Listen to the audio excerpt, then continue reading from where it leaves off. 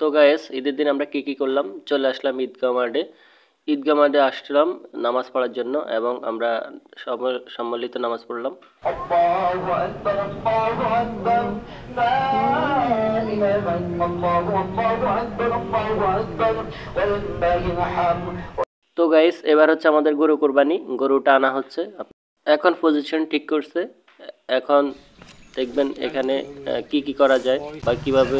এখন দেখেন গরুটাকে শুয়ে ফেলছে। তো গাইস এখন গরুর পাগুলা বান্ধা হচ্ছে,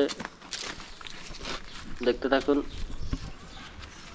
তো গাইস এখন আর একটু সামনের দিকে নিয়ে যাচ্ছে যাতে কমফোর্টেবল ফিল হয়।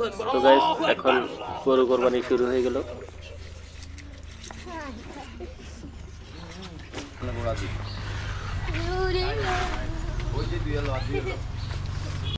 তো গাইস এখন গরুগুলা পিস পিস করা হচ্ছে, গোস্তগুলা ছাড়িয়ে নেওয়া হচ্ছে।